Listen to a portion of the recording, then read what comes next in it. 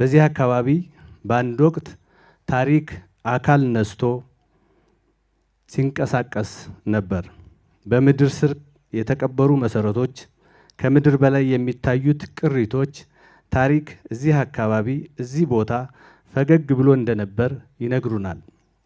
በኋላ ግን ስንፍናችን ሲበዛ፣ ጠባችን ከልክ በላይ ሲያልፍ፣ እያፈረስን መገንባት ልምዳችን ሲሆን ታሪክ ፈገግ ማለቱን ትቶ ታሪክ ጨፍገግ ብሎ እንደነበር ይሄን አካባቢ ይሄ ሪዞርት ከመሰራቱ በፊት ያየ ምስክር ነው።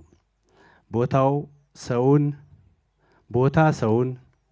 ሰውም ቦታን ይቀድሰዋል እንደሚባለው በክቡር ጠቅላይ ሚኒስትራችን ከዘመናት በኋላ እዚህ አካባቢ መጡና እዚህ አካባቢ ጨፍገግ ብሎ የነበረውን ታሪክ መልሶ ፈገግ እንዲል አደረጉት።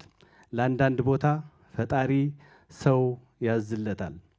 የቀድሞዎቹ ጸሎት ነው መሰለኝ፣ የጥንቶቹ ሽማግሌዎች ምርቃትም ይመስለኛል።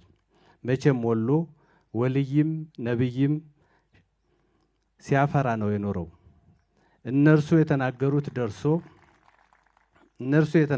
ደርሶ ነው መሰለኝ ተረስቶ ለኖረው ሐይቅ አካባቢ ክቡር ጠቅላይ ሚኒስትርን አመጣለት። ከዚህ በኋላ ታሪክ ስለ ሐይቅና አካባቢው ሲዘግብ ከዶክተር አብይ በፊትና በኋላ ይላል።